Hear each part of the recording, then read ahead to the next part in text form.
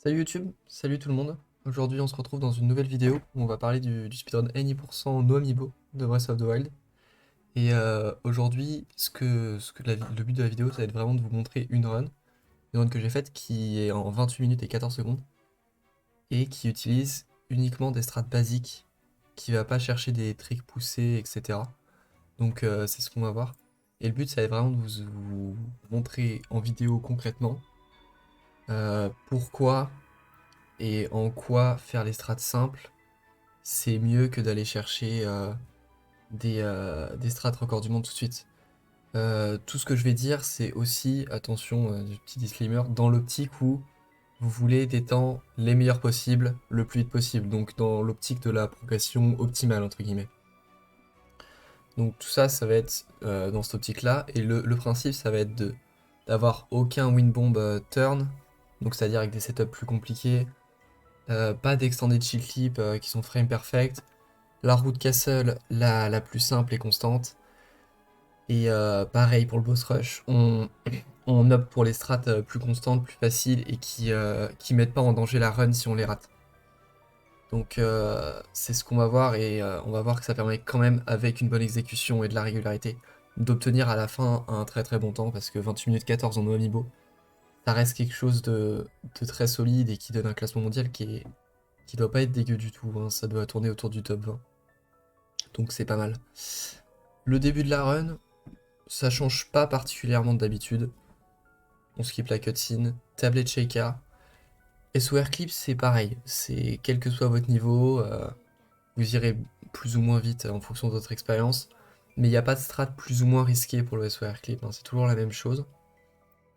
Par contre, ce dont on va pouvoir parler, c'est juste après le SOR Clip, c'est le Kamboko. Au Kamboko, ce qui est disponible, c'est 2 épieux, une torche, 6 piments, 3 champis, 5 champis même, et une viande grillée. Alors, un épieu, c'est largement suffisant. Le bouclier de marmite, bon, il y en a qu'un, mais prenez-le, c'est indispensable. Et pour ce qui est de la nourriture, ce que je conseille plutôt, c'est 3 piments. Simplement 3. Vous pouvez en prendre 6 si vous voulez. Mais on part de l'optique quand même, en vous montrant cette run, que vous avez déjà appris la run, appris la route, et que si vous maîtrisez déjà ce que vous faites quand vous runnez le jeu, 3 piments, il n'y a pas de souci si on fait les bonnes strats en fait. Parce que vu qu'on va rien tenter de complètement dingo ou de canal windbomb ou que sais-je, 3 piments ce sera suffisant, il n'y aura pas de souci. Donc, on les prend simplement sur notre route, 3 piments, et après c'est classique, couvercle de marmite, épieu bocaux au niveau du tronc d'arbre, et on continue tranquillement avec le shield surf. Là c'est pareil, le shield surf vous l'optimiserez plus ou moins avec l'expérience, ça viendra avec le temps forcément. Et voilà, c'est ce qu'il faut se dire aussi. C'est waouh, comment tu fais? T'as fait 28 minutes alors que t'as que des strats basiques. C'est que de la répétition. Si on regarde mon live split, il y a 1426 en haut à droite. Ça veut dire que j'ai recommencé le jeu 1426 fois. Donc ça fait quand même un certain nombre de fois, un certain nombre de répétitions. Et c'est avec ça qu'en fait que vous irez chercher les meilleurs temps. C'est répéter, répéter, répéter. Pour ce qui est du temps, setup normal du shield clip, ça s'optimise avec le temps. Là, il est fait rapidement parce que je suis à la mémoire musculaire et voilà. Mais c'est la même chose quel que soit votre niveau. Pour ce qui est du BLSS juste après, là, quick fix avec le bouclier, ça c'est très important, c'est pour faciliter le shield clip de bombs. Et pour le BLSS, je vous conseille quand même ce step up là. Parce que une fois qu'on a des bons repères, ça se passe plutôt bien. Et que si on le rate, il y a une backup possible qui est très constante. Il faudra que j'en parlerai dans une prochaine vidéo, donc je vous conseille quand même d'essayer d'opter pour ça. Pour ce qui est du shield clip, il est tout basique. Si vous avez fait le quick fix, l'angle horizontal de visée de la lance est super large. Et ça rend la chose très simple. Et pour le deuxième clip dans le shrine, c'est full YOLO, très honnêtement. Vous pouvez changer votre angle à 45 degrés vers la gauche après être rentré dans le shrine, ça clippera quand même. Donc aucun souci là-dessus, ça se passera très bien. On arrive là, à déjà un moment plus... là où il y a plus d'erreurs de débutants, on va dire. Et les gens qui veulent aller chercher des gros temps et qui se disent ah, je vais faire un Gamer Win Bomb, quelle bonne idée. Alors, Gamer Win Bomb, c'est très bien, hein, ça sauve du temps. Mais c'est très très très complexe. C'est plein de timing précis. Et être à 100%, 100% constant, c'est quasi impossible. Donc c'est pour ça qu'on va faire un win bomb simple. Donc le quick se fait sur place. Et il se fait juste à côté, là, on se place, on s'oriente. Et en fait, qu'est-ce qui est bien avec ce win bomb? C'est que bah, il est super constant. Et il est quasi inratable en fait. Parce que le quick fix est constant. Le quick fix marche très bien. Et si on suit l'orientation et on fait un timing de win bomb normal, c'est-à-dire vous maîtrisez le trick du win bomb, aucun problème, ça passera à tous les coups. Et après, là, bon, je suis arrivé sur la partie supérieure où il y avait le canon, donc j'ai fait un BLSS. Mais si vous voulez, même en arrivant là, vous pouvez finir le shrine normalement, c'est-à-dire en cassant les rochers avec la bombe. Là, c'est au choix. Le BLSS doit être un poil plus rapide, mais c'est 1 seconde, 2 secondes. Rien de significatif. Donc le principal, c'est vraiment d'opter pour le win bomb basique. Et même si vous voulez ne pas faire de win bomb du tout, aucun problème, faites-vous plaisir. On peut ne pas faire de win bomb dans Bombs du tout, et quand même aller chercher des très bons temps. Il y a Nartax par exemple qui a sub 28 minutes, sans jamais prendre de win bomb dans le premier shrine. Et là on voit avec le timer que 4 minutes 11 quand même pour Bombs. Donc 4 minutes 11 ça reste un très bon temps, même sans le win bomb gamer complètement aberrant. Ensuite, pour la cutscene du vieil homme, bon, les réponses c'est 2-1-1-2, mais je pense que vous le savez déjà. Et pour la suite, on arrive à Magnésis. Et Magnésis, ça va être un peu la même sauce. L'entrée dans le shrine, le premier BLSS est simple en soi, il faut juste pas se gourer et prendre le muret de face, à 100% de face, sinon on va être repoussé en arrière dans le void out. Mais en soi, il n'y a pas de problème. Le BSS se fait jusqu'au sanctuaire, il n'y a pas spécialement d'obstacles, de trajectoire de fou furieux à prendre. Déjà au shield clip, il y a 2-3 trucs à dire. Il y a possibilité de YOLO le skew, entre guillemets, c'est-à-dire pas respecter de placement particulier et connaître parfaitement l'orientation qu'on a. Donc ça, c'est ce qu'on fait quand on a de l'expérience. Ce que je vous conseille de faire, c'est déjà reset votre skew, parce que vous n'avez pas fait gamer, et là j'avais oublié, donc le faire dans l'eau c'est 100% constant, et ensuite utiliser le step de placement sur les petits rochers, avec les deux sauts, puis puis le shield surf en fait, sur la pente. Et ça permet d'avoir un skew 100% constant, et après vous faites le clip, vous avez vos repères visuels, et il n'y a aucun problème, ça se passe très bien. Euh, si vous vous demandez, si vous ne connaissez pas encore la run, que vous n'avez pas les repères, etc., ce que je vous conseille d'aller voir, c'est le tuto de F, tout simplement. Je pense que vous connaissez. C'est très bien pour apprendre, et si vous regardez le tuto, vous apprenez tous les tricks, et si vous êtes sérieux et que vous vous entraînez bien, il n'y aura pas de problème, ça finira par rentrer. N'hésitez pas aussi à vous faire vos propres repères quand vous commencez à piger les setups, machin, à viser clairement à des endroits que vous vous êtes fixés. C'est souvent plus facile à retenir et plus facile à repérer que des repères donnés par quelqu'un d'autre, parce que là, c'est nous qui les avons construits. Pour ce qui est du sanctuaire Magnésis, euh, faites votre meilleur sprint. Honnêtement, Canal Windbomb, c'est une petite dizaine de secondes plus rapide. Le Windbomb simplifié, c'est 3-4 secondes plus rapide. Donc honnêtement, c'est vraiment des gains minimes. Ici, on peut tuer le gardien, ça simplifie encore plus la chose et ça fait perdre 1 seconde. Donc on est sûr de ne pas se faire tirer dessus juste après. Et fin du sanctuaire, ragdoll fixe avec la bombe, très important, parce que vous avez un ragdoll après le shield clip. Et ce ragdoll vous fera rater à coup sûr le windbomb de l'arbre, juste après, si vous ne l'enlevez pas. Tout simplement. Et en respectant tout ça, on est à 7 minutes 15 Magnésis, ce qui reste encore une fois des temps très solides. Donc bah voilà, tranquillement, hein, emblème du triomphe. On attend pour skip les cutscenes du mage. Voilà, je pense que vous savez déjà, mais ça fait jamais de mal de répéter.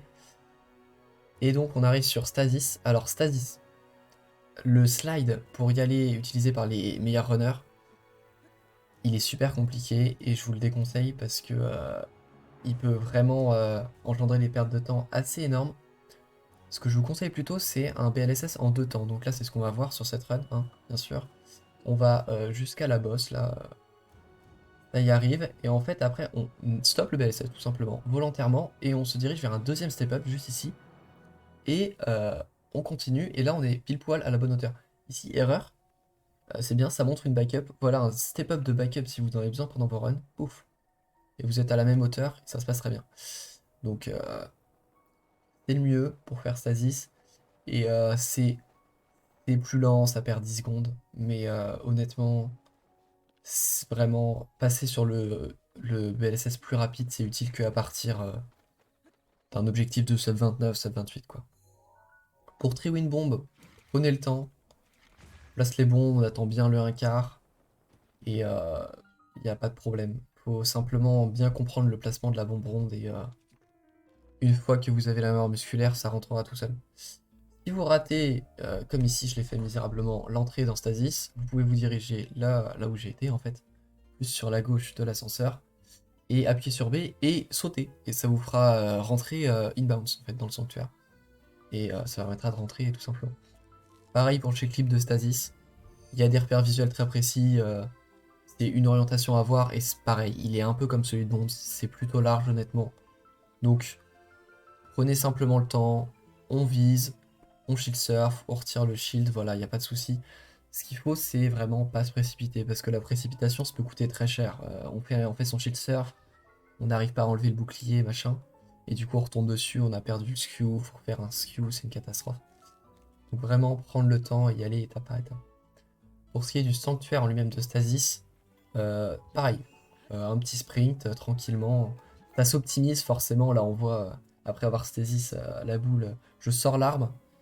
C'est une micro-opti qui fait gagner, c'est de l'ordre du dixième de seconde. Mais ça viendra avec le temps si ça vous amuse d'apprendre ça en fait. Ce qui est du saut de la boule, il peut faire peur. Et c'est normal parce qu'il est terrifiant. Mais si vous voulez pas le faire, vous pouvez stasis la boule et mettre un coup d'épieu dedans. Ça suffira à la faire dégager du chemin et vous pourrez marcher. Et vous aurez quand même assez de durabilité sur l'épieu pour le rock launch juste après. Il lui restera 1 de durabilité exactement. Vu qu'il en a 10, qu'on mette 8 coups sur le caillou. Et là ça ferait un coup sur la boule dans le shrine. Donc 9 c'est inférieur à 10, on est tout bon. Donc jusque là tout va bien. Cryonis, ça peut être danger parce qu'il fait froid donc Cryonis et c'est la neige. Du coup il va falloir bien maîtriser le BLSS et aussi bon apprendre le rock launch bien sûr. Si vous arrivez à récupérer la flèche ici c'est mieux, c'est plus safe. Mais si c'est mieux pour vous de monter plus vite sur le caillou plus tôt possible parce que vous êtes un peu limite niveau timing, c'est possible aussi, hein. Vous prendrez des flèches dans le château, un peu ce backup. Juste avant d'avoir lancé la bombe sur le rocher, j'ai fait un shield surf. C'est pour reset le skew de stasis, très important pour le shield clip qui arrive juste après. Et bon, on explose la boule, ça fait tomber l'arbre aussi. Bombe ronde, setup de SS on connaît. Et la Cryonis. Tout le monde adore faire des extended shield clip ici. Arrêtez, hein, c'est trop bête. Et ça fait gagner 5 secondes et c'est super dur. Faites l'ancien shield clip, enfin, c'est ce que je vous conseille. Avec, si on a les bons repères et tout, c'est 100% normalement. Si on a les bons repères, qu'on s'applique bien, il n'y a aucune raison de le louper. Bon là voilà. Par exemple, ça s'est bien passé et l'entrée est en 1 minute 31. Alors que, par exemple, enfin, j'ai déjà vu des joueurs vouloir faire l'extended chill clip et se retrouver avec des entrées en 1 minute 40, 1 minute 45 avec le SC. Alors qu'on peut rentrer en 1 minute 30 avec le chill clip basique. Donc, optez plus pour ça, optez plus pour la régularité. Pour ce qui est du Shrine Cryo en lui-même, il y a un wind bomb avec des timings à la con qui permettent de rebondir sur le mur pour atterrir devant le mage. C'est n'importe quoi, faites pas ça sans déconner. Même pour sub 26, enfin, ce wind bomb c'est vraiment nimp. Simplement, d'abord il y a le coup qui fixe. On annule le ragdoll du clip juste avant pour réussir le wind bomb. Et là, l'orientation est très large, hein, honnêtement. Et pour le safe un maximum, faites simplement un max height. Vous attendez un quart avant de poser la carry. Et si vos timings de wind bomb sont corrects et que vous avez appris le trick correctement et que vous le maîtrisez bien, c'est 99% impossible à rater. Donc voilà, pas de setup de fou, pas de turn wind bomb, pas de délai de bullet time, ou je ne sais quoi. Simplement, on fait ce qu'on sait faire, un wind bomb, carré, ronde, ça monte, et on arrive à la fin du frame, y a pas de problème. Et ça fait quand même Cryonis en 2 minutes 40, alors qu'on a fait un wind bomb simple et pas d'extended chill clip. Pour ce qui est de la fin du plateau, le segment glider, c'est globalement toujours le même. Il y a des micro-optis quand on va aller chercher des temps vraiment de zinzin autour des 12 minutes, 13 minutes, sub 13 minutes 30. Mais c'est des choses à éviter, à part si vraiment vous allez jouer des temps autour du top 10, top 15 mondial. Simplement, on recule, important de reculer sinon la bombe roule. Et on fait le stop de BLSS classique, hein, on connaît. Vous êtes là, vous avez appris les glitches. Et pour le step up, on prend le temps, on s'oriente, on se place et on avance dessus en appuyant sur B. Pas de raison de se précipiter, c'est beaucoup plus rentable de faire ça plutôt que de le rater une fois. Parce que si on le rate une fois, qu'on marche à côté, machin, c'est 2 secondes gratuitement. Alors que si on vise, ok, on perdra peut-être 3 dixièmes de manière constante, une demi-seconde, voire une seconde. Mais c'est quasiment ratable. Au full damage cancel du temple du temps, vous pouvez lancer les pieux, c'est optimal. C'est la façon la plus optimisée de le faire. Par contre, c'est un timing de full damage cancel plus complexe. Donc, si vous avez trop peur de vous écraser sur le toit, ce que je peux comprendre, tout à fait, faites le full damage cancel normal, où on rééquipe le shield avant même que les pieux quittent les mains de Link, et jetez-le juste après, en fait, hein, simplement en marchant vers le vieil homme, et il y aura aucun souci. Donc plateau du prélude, c'est tout bon. On a utilisé que des strats basiques, et on est en 14 minutes 35. 14 minutes 35 pour le plateau du prélude, c'est un temps... ça reste un très très bon temps. Pour le step-up, pour aller au château, c'est celui-ci que je vous conseille. Alors ici, j'ai pas eu de chance. Ça vous fait quelque chose à ne pas reproduire. Il y a eu un peu de vent et du coup la bombe a roulé. Mais même, j'aurais pas dû la mettre au bord. Quoi qu'il en soit. On fait, ce step-up là est très constant et surtout il est très large. Ça peut se prendre d'à peu près n'importe quel côté de la pierre. Ça marchera très, très souvent. C'est quasi impossible à rater et c'est quasi impossible que en fait Link fasse une animation bizarre et que la bombe roule et qu'on soit obligé de recommencer tout le setup du BLSS. Enfin, une catastrophe quoi. Ça n'arrive quasiment jamais avec ça. C'est pour ça que je vous conseille celui-là. Et ensuite c'est BLSS jusqu'au Champilam. Alors pourquoi Champilam? Parce qu'on est en amiibo. Je fais la run en amiibo parce que personnellement j'ai pas d'amiibo, mais aussi parce que en fait c'est c'est la route la plus accessible. Pas en termes de difficulté, mais en termes d'accessibilité aux gens. Parce que simplement tout le monde n'a pas des amiibo et avoir la possibilité de run amiibo, bah, c'est pas pour tout le monde quoi. Ici il y a eu un speed cap, un bonk, n'importe quoi. Mais tout va bien honnêtement, tant qu'on dévie pas trop de la trajectoire, il n'y a pas de problème. On prend les 2 premiers champis, moi je préfère commencer par l'arbre du fond, puis celui-là. Et dans le cas d'une run avec strat débutant, plutôt aller exploser cet arbre-là, parce qu'il y a 3 champis d'Hyrule à côté. Et ces 3 champis d'Hyrule, bah, ils pourraient nous servir de backup dans le cas d'un Windbomb du château qui a raté, parce qu'il y a 2 Windbombs dans le château, et les deux peuvent faire peur, parce que sur les deux, on est visé par un gardien, entre autres, et parfois il y a de la malice, etc. Donc ça peut être des endroits un peu casse-gueule, c'est pour ça que je vous conseille de prendre les champis d'Hyrule en plus. Et aussi parce que les champis d'Hyrule peuvent servir en cas de backup pour le plat si vous avez que 4 champis lames. Vous pouvez rajouter un champi d'Hyrule, ça fait le plat niveau 3 à 3 minutes 50, il n'y a pas de problème. Enfin, il n'y a pas de problème. Si vous êtes capable de faire le boss rush en 3 minutes 50, bien sûr. Mais là, dans cette run, on va prendre le croc de Nedrak dans le coffre, ce qui permettra d'avoir un plat vraiment à quasiment un quart d'heure de durabilité. Ici, à l'entrée du château, il peut y avoir la grille. Alors ici, elle est unloaded, c'est cool, et on a pu passer à travers. Si elle l'est pas, c'est problématique. Il faut faire une backup et un extended shift frame perfect, c'est un bordel sans nom. Je vais pas vous l'expliquer ici. Je vais faire pause 2 minutes pour vous expliquer un peu. Simplement, cet extended shift clip est super complexe et généralement c'est quasiment des runs mortes là-dessus. Mais si vous voulez savoir quand même comment backup ça, j'ai une autre vidéo sur la chaîne, je mettrai le lien dans la description. Si vous voulez aller voir ça pour savoir comment rattraper vos runs. Ici, on est arrivé au Moblin. Je vous conseille de mettre la flèche dans la tête. Parce que, en fait, mettre la flèche dans la tête, ça veut dire que quand vous atterrirez et que vous vous rapprochez de lui pour le sneak strike, le surprendre, eh bien, en fait, il y a beaucoup, beaucoup moins de chances qu'il vous remarque. Il faut quand même pas lui sprinter dessus, bien sûr, mais en marchant vers lui et... alors, moi, je le target, vous pouvez ne pas le target, c'est comme vous voulez, ça revient au même. En marchant vers lui, il n'y a quasiment aucune chance qu'il vous remarque si vous avez mis la flèche avant. Le seul, entre guillemets, bémol, c'est que vous cramez une flèche, forcément, et que vous avez une flèche en moins. Et c'est quelque chose que je conseille quand même de faire parce que Des flèches, on peut en récupérer et ça permet de rendre cette partie-là et ce Mont-Blanc-là beaucoup plus safe. Voilà. Donc là, voilà, on marche, surprend, et il n'y a pas de problème. C'est à ce moment-là que la cutscene du château va se jouer. Si elle se joue avant, et bah c'est que vous avez été plus lent ou c'est que le jeu a décidé de charger plus vite. Bon, qui sait, on ne sait pas. C'est parfois un peu RNG les chargements du jeu. C'est aussi la raison de pourquoi la grille du château est aussi embêtante dans les runs. Mais c'est ça l'idée. Vous respectez de toute façon toujours la même choré, quel que soit le moment où la cutscene charge. Ici, sous l'escalier, derrière les feuillages, coffre, croc de Nédrac. C'est quelque chose que vous mettrez pour votre plat en fait, le plat d'attaque pour le boss rush. 4 champilames et un croc de Nédrac, ça fait un plat à 13 minutes 50 niveau 3. 18 minutes 50 si vous avez un boost. Ici, la bombe dans le mur pour aller chercher les 3 premières flèches archéoniques et on voit qu'il y a une flèche qui a drop de la caisse. C'est cool, on va la prendre la flèche, n'est-ce pas? Ça fait toujours de la backup. Pour ceux les alphos là, je vous conseille de la tirer avec une bombe carrée parce que la bombe carrée ne roule pas et ça permet qu'il ait une position beaucoup plus constante. Qu'il se balade pas, faire n'importe quoi, faire rouler la bombe dans les escaliers. Il peut y avoir des sacrées catastrophes avec ce genre de choses. Donc je vous conseille quand même la carré.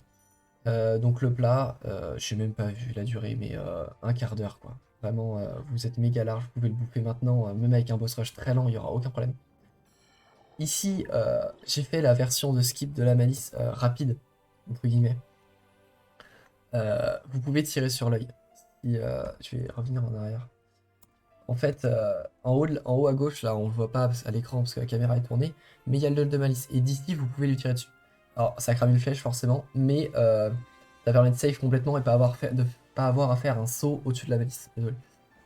Et donc là, je le fais rapidement en sprint temps, machin. Mais autant prendre son temps, encore une fois. Là, c'est la mémoire musculaire. Donc j'ai fait ça de mémoire, en fait, tout simplement.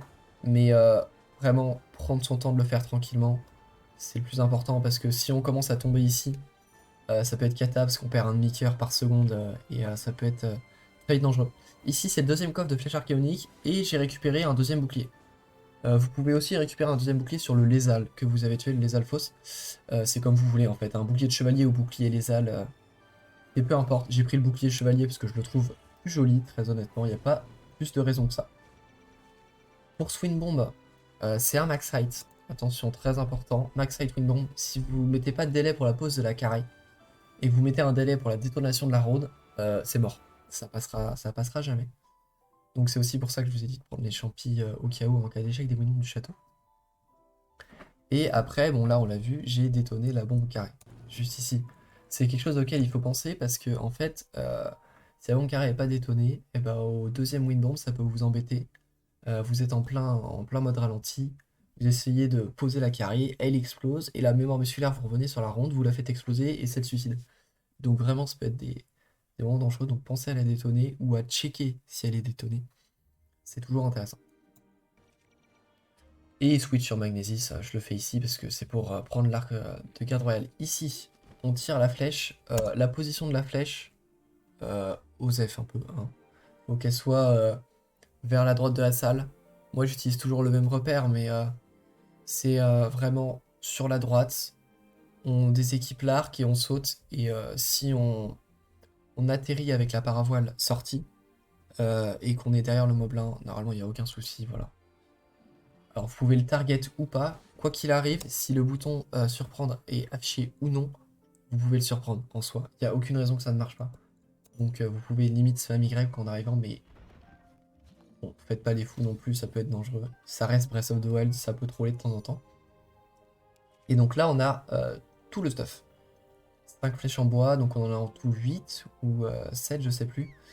Je vous conseille ce Wind Bomb aussi. Ça, c'est un Wind Bomb qu'a trouvé Keus et qui est un peu plus rapide de 2-3 secondes, mais qu'en fait est tout aussi constant et qui réside sur le principe du Max Height Wind Bomb. Pareil. Un quart pour la pose de la carré. Regardez bien le sol pour éviter de vous faire lag stop. Bien sûr, pareil pour le premier, c'est valable pas aussi pour le premier Wind Bomb du château. Et de toujours éviter le lag stop parce que ça peut être vraiment catastrophique. Vous pouvez tomber dans l'eau, vous pouvez simplement perdre un cœur et vous avez plus de bouffe, ça peut être vite catastrophique. Et là, on est au Santo. Et on arrive à Wimlight Skip. Alors là, je l'ai fait, mon setup, mémoire musculaire, j'ai pas réfléchi n'importe quoi, Arnat et vidéo, c'est pas bossé. Ce que vous pouvez faire pour rendre ça plus safe, c'est mettre un coup d'épée avant chaque saut. Parce que là, vous serez sûr à 100% d'avoir le bon placement. Quand on met un coup d'épée qu'au premier saut, on est obligé de buffer les autres pour être sûr d'avoir la bonne position et ça rend le timing beaucoup plus précis, beaucoup plus complexe. Donc vraiment, c'est quelque chose que je vous déconseille pour la régularité de la réussite du trick. Et après, bon, on vise avec l'arc. C'est dans les tutos de F, hein, les spots. Et sinon, je vous mettrai le lien de mon Discord dans la description. Pourrez venir poser des questions si ça vous intéresse. Vous demandez Nuneux, Windows Skip, je sais plus comment on fait. Et ben, on vous donnera une ressource, on vous donnera une image très précise de l'endroit où vous pouvez tirer avec plaisir. Donc voilà.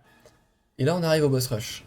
Ça fait 20 minutes de run, 20 minutes, on est au boss rush. C'est plutôt cool en vrai, avec des strats basiques, honnêtement. Et Windlet est morte. Alors, la première ronde, c'est Waterblight. Et la P1 de Waterblight, ce sera toujours la même, quel que soit votre niveau, honnêtement. On se rapproche, on fait attention à pas rentrer dans le cercle central, sinon elle fait une attaque avec une grande portée où on est quasi obligé de prendre des dégâts ou de reculer. Et après, c'est spin to win, hein, on fait la toupie et on est content. Et mais que vous ayez les double hits ou pas, en fait, vous finirez peut-être pas la phase avant la fin de votre spin, mais vous l'étourdirez et vous pourrez la finir quand elle est au sol, donc il n'y a pas de problème avec ça. Pour la P2, en revanche, il y a une flèche un peu de fou après qu'elle se relève, là, juste après les 3 spins d'espadon, que je vous déconseille absolument de faire parce qu'elle sauve vraiment 3 secondes pour le coup. Et ce que je vous conseille plutôt, c'est de monter sur un endroit d'où vous pourrez activer le mode ralenti. Donc ici, on y est, par exemple. Et de cet endroit, quand elle respawn, simplement sauter en avant, et là, on met les 3 flèches manquantes dans la tête. Et si vous avez bien respecté le nombre de dégâts de la P2, elle devrait mourir là. Pour ce qui est de Fireblight, respectez à la lettre les 3 tours. Quels que soient les hits que vous mettez, espadon, 3 tours, je change d'espadon, 3 tours, basta. Faut pas essayer de mettre tous les hits, de prendre des risques, parce que sinon elle s'envole et il faut la faire redescendre, lui lancer des bombes, c'est un bordel sans nom. Simplement 3 tours, et s'il manque des hits au bout des 2 fois 3 tours, et bah tant pis, vous mettez les hits avec les armes qui vous restent, avec l'espadon de garde royale de préférence. Généralement ça suffit. Et voilà, normalement ça se passe bien. Pour ce qui est de la P2, alors, la PD de Fireblight, il y a le fameux One Cycle. Faites-le si ça vous amuse, mais c'est absolument pas nécessaire. C'est un trick qui sauve 6 secondes. C'est même pas un trick en fait, hein, c'est simplement une chorégraphie. Et là, il me semble que je le fais. Donc en vous retournant et en ayant un placement très précis, vous mettez un coup dans le corps, un coup dans le bras, blablabla, et là, elle meurt en un cycle. C'est pas nécessaire, honnêtement. Si vous y arrivez, c'est tant mieux, c'est toujours un petit gain. Mais vous embêtez pas à passer du temps en entraînement à le répéter en boucle parce que vous allez perdre du temps en fait. Pour ce qui est de Thunderblight, alors Thunderblight, la P1, c'est pareil, c'est toujours la même. Il faut simplement savoir un petit truc, c'est que après le premier spin là, si vous avez eu un coup au premier tour, 2 coups au deuxième, 2 coups au troisième, sur la spin d'après, vous pouvez faire 2 tours, puis slam sans vous retourner, sans faire de double hit, ça passera, il y aura assez de dégâts. Alors ici je me retourne quand même parce que ça permet quand même d'avoir plus de dégâts. Ben là on voit parfaitement. Là j'ai pas eu le double hit au deuxième tour. Et j'ai slam quand même anyway. Et on voit quand même que bah elle passe en P2 et il n'y a pas de problème avec ça. Pour Thunderblade, ça peut être très dangereux en speedrun. Si vous respectez pas la choré. Pour que tout marche bien, il faut finir la phase 1 avec son shield cassé et qu'elle se prenne un coup critique. Que le coup qui la fasse passer en P2 soit un coup critique. Si ces deux options-là sont réunies, et bah c'est tout bon. Il n'y a pas de raison que ça marche pas. Si vous visez bien avec votre boomerang, voilà, on casse le bouclier, flèche dans la tête, et simplement ici, si vous voulez safe la chose, il faut target l'ombre pour bien être sûr de mettre tous les coups de boomerang. Et pareil pour ce spin avec l'espadon. Target l'ombre, ça permet d'avoir des hits plus constants. Et donc, ça fait quand même des blights en 3 minutes 12. Partez du principe que ça sera plus des blights en 3 minutes 20, parce que j'ai fait le one cycle comme un idiot. et que le one cycle c'est débile à faire quand on veut simplement aller chercher de la régularité. Là on arrive à Calamity. Et Calamity c'est un gros point de discorde entre les gros joueurs du jeu et les débutants. Parce que les débutants c'est soit ils y vont YOLO, enfin c'est souvent ils y vont YOLO, soit ils font la strat super compliquée. Alors là on est en 6 Ancient Heroes, c'est-à-dire qu'on a 6 flèches archéoniques, la route 6AA. Alors, il y a deux chorégraphies de Calamity possibles avec cette configuration. Soit avec Flurry Rush, soit sans Flurry Rush. Le principe, ça reste de mettre 6 flèches archéo, puis soit de faire le Flurry Rush et d'aller chercher les flèches explos, soit directement aller chercher les flèches explos. Dans le cas, je vous conseille le Flurry Rush parce qu'en fait, vous aurez beaucoup plus de dégâts, vous serez beaucoup plus large en termes de headshot raté. Et donc, c'est la partie la plus constante. Et bon, on va mettre play pour voir un peu à quoi ça ressemble. Mais le principe, c'est vraiment vous savez exactement ce que vous faites et vous savez exactement où vous allez. Là, je dois tirer 6 flèches archéoniques. Ensuite, je switch sur mon boomerang. J'attends qu'il me fasse une attaque. S'il nous fait pas l'attaque physique, allez au corps à corps. Pas coller, parce que sinon il va slam et vous allez vous faire oblitérer simplement. Mais rapprochez-vous de lui pour trigger une attaque physique. Si on s'éloigne encore, il va faire un laser ou il va s'éloigner, c'est catastrophique. Il faut une attaque physique le plus rapidement possible. Mais si votre placement est que vous avez si votre placement est bon et que après le flèche archéonique vous avez un petit peu avancé, il n'y a pas de raison qu'il ne fasse pas d'attaque physique. Donc ensuite c'est Flurry Rush, hein. Là on spam le bouton Y comme si notre vie en dépendait. Et vous pouvez déjà tourner la caméra vers le mur. Pas tout de suite parce que sinon le Flurry Rush bug et ne s'active pas, mais pendant que vous avez, après avoir mis les premiers coups. Donc sprint vers les premières flèches explosives bien sûr, et après il faut lui tirer target et Ganon, bien sûr. C'est beaucoup plus simple de mettre les headshots, il faut absolument le target, et ça facilite tilement la chose. Et tirer lui 4 flèches explosives en se dirigeant à 100% vers la gauche, en longeant le mur, mais sans vous coller au mur, parce que si vous vous collez au mur, il y a un risque qu'un laser arrive et que vous preniez le résidu de flamme du laser. Donc après les 4 flèches, on se retourne, on prend l'espadon, et là, il faut prier. Ici, j'ai été naze en termes de déplacement. Qu'est-ce qui s'est mal passé? Alors, je vais regarder clairement. Après, il est possible qu'il ait troll. Je me suis rapproché trop tôt. Donc là, ici, je me suis rapproché de Calamity trop tôt. Donc là, il est trop près, en fait. À ce moment-là, après avoir récupéré l'espadon, vous voulez un laser. Mais j'ai pas de laser. C'est embêtant. C'est bien, ça va montrer une backup. Ici, quand vous n'avez pas eu de laser à la P1, vous vous rapprochez. Donc là, c'est ce que j'ai fait. Attaque physique de Calam. Quelle que soit l'attaque physique. Une attaque physique et on court pour sa vie en s'éloignant pour, en fait, si on trigger une attaque physique, qu'elle se fait et qu'on s'éloigne de Calamity, si la manip est bien réalisée, on est quasi sûr d'avoir un laser. Donc ici, c'est ce qui s'est passé. Et Paris laser. 3 tours d'espadon de garde royale, voire 4 en fait, hein, si vous êtes avec cette route, parce que, enfin, si vous ratez un hit, en fait, parce que là, le premier tour, il fait un coup comme toujours, mais le deuxième tour, en fait, a fait un seul coup aussi. Tac, là, j'ai eu qu'un seul hit. Là, j'en ai eu 2. Et du coup, je peux me permettre d'en mettre un dernier, parce que j'ai pas eu le double hit sur le deuxième tour. Et après, on le lance dans Calam. Et là, il passe en P2. Donc c'est bien. Ça prend du temps hein, d'expliquer Calamity, c'est très complexe. Mais c'est bien ça, que ça se soit mal passé dans cette run, ça montre comment réagir en cas de problème, c'est plutôt pratique. Donc passage en P2. La P2 c'est le stunlock, mais la P2 on veut un laser absolument. Et là ça s'est encore très mal passé. Ici il me fait une attaque physique. Alors qu'est-ce qu'on fait? On recule, bien sûr, pour trigger un laser.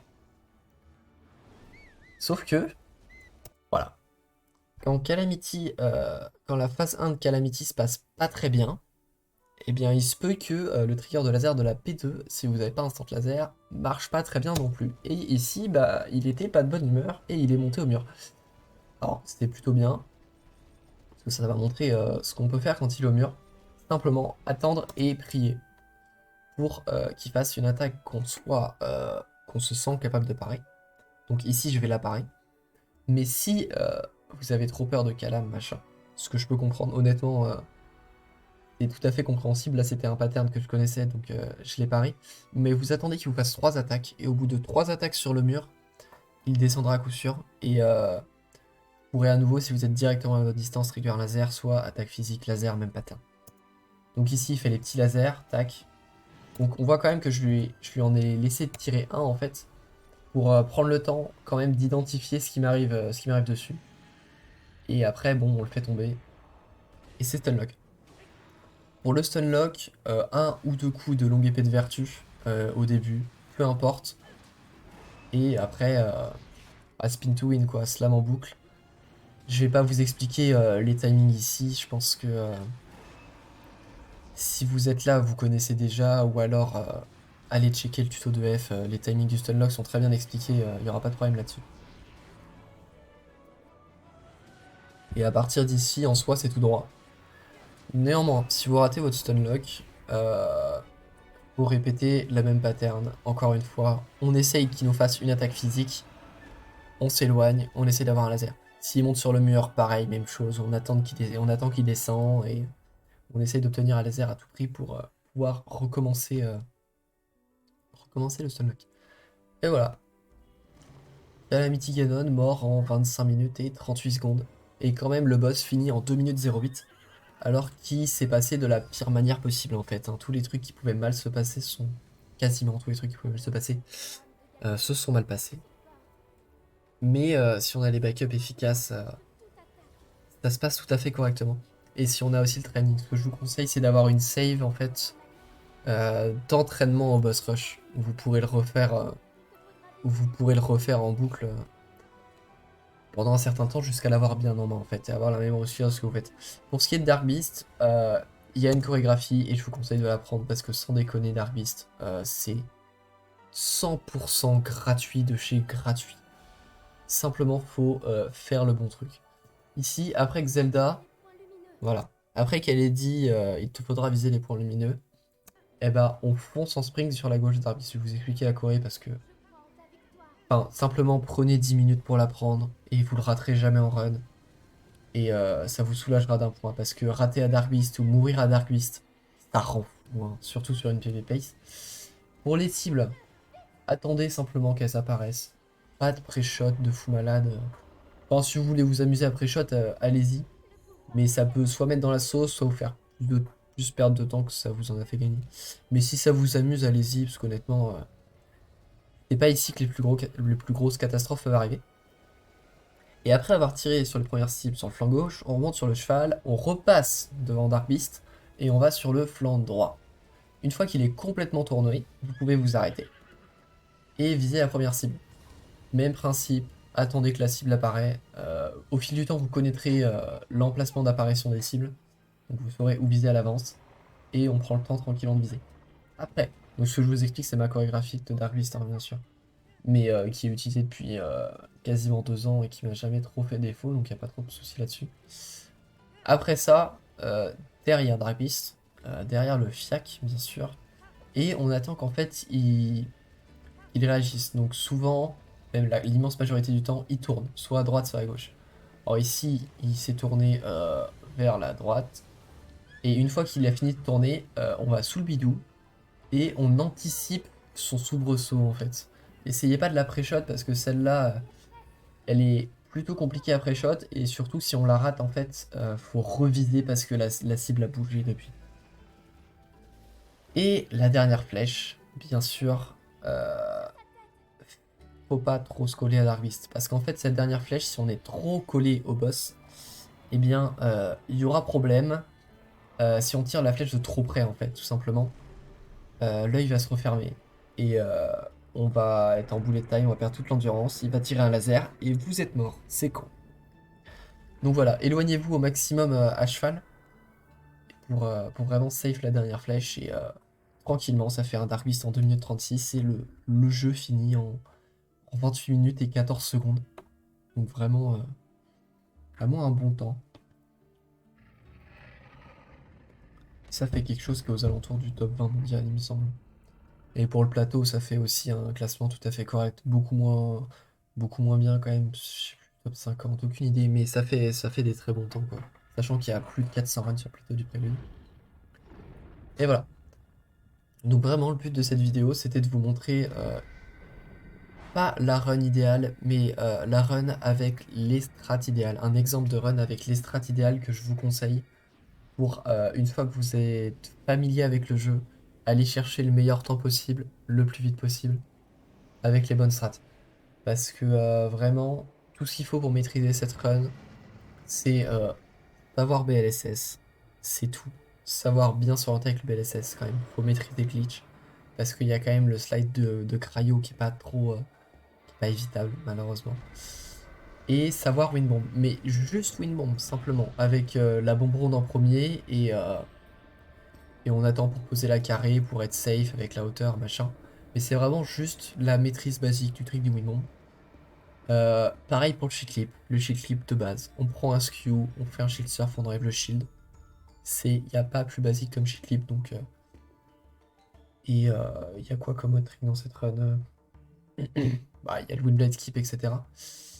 Mais rien de beaucoup plus important. Donc voilà pour cette vidéo. J'espère que ça vous aidera et que vous aurez appris des choses surtout et que même si vous avez découvert des strats, c'est encore mieux que vous ayez découvert des strats utiles pour l'apprentissage et la progression. N'hésitez pas à me dire si ça vous aide et si d'autres vidéos du style vous plairont et sur quelle catégorie, si oui. Voilà, je vous mets le Discord en description si vous avez envie de le rejoindre et si vous avez des questions. Et sur ce, je vous dis entraînez-vous bien et à la prochaine.